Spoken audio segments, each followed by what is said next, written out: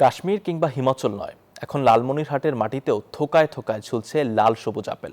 প্রতিকূল আবহাওয়ায় দেশে আপেল চাষ অসম্ভব এমন প্রচলিত ধারণাকে চ্যালেঞ্জ জানিয়ে সফল হয়েছেন পাটগ্রাম উপজেলার দহগ্রামের অদম্য কৃষি উদ্যোক্তা আব্দুল আলিম। তার এই সাফল্য উত্তরের কৃষিতে এক নতুন দিগন্তের সূচনা করেছে। রবিউল হাসানের তথ্যচিত্রে ডেস্ক রিপোর্ট। এক সময় যেখানে ধান, ভুট্টা কিংবা তামাকের রাজত্ব ছিল, সেখানে এখন শোভা পাচ্ছে সুদৃশ্য আপেল বাগান।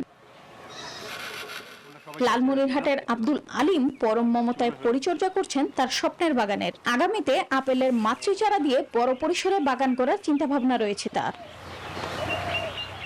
2024 সালে ভারতের হিমাচল এলাকায় আপেল গবেষণা কেন্দ্রে গিয়ে প্রশিক্ষণ গ্রহণ করেন আলিম। এরপর সেখান থেকে 30টি আপেল গাছ নিয়ে এসে রোপণ করেন। এরপর 2 বছরের মাথায় মিলল ফল। প্রথম 2 বছরে আমি 23 সালে লাগাইলেও 24 সালে আমার গাছ বড় হতে যায়। 25 সালে আমি প্রথমবার আপেল পাই।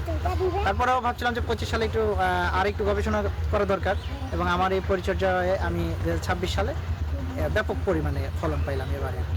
বসুন্ধরা টিস্যু, অশুদ্ধতার বিরুদ্ধে এক বিন্দুও ছাড় নয়। আব্দুল আলিমের এই বিরল সাফল্য এলাকায় ব্যাপক চাঞ্চল্য সৃষ্টি করেছে। প্রতিদিন দূর দূরান্ত থেকে মানুষ আসছেন এই বাগান নিজের চোখে দেখতে।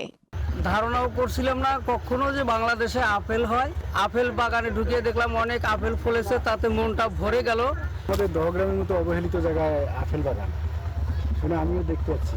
বর্তমানে 10 শতক জমিতে পরীক্ষামূলকভাবে 35টি আপেল গাছ রোপণ করেছেন এই উদ্যোক্তা। প্রতিটি গাছ থেকে গড়ে 5 থেকে 6 কেজি আপেল সংগ্রহের আশা করা হচ্ছে। Desk report, news 24।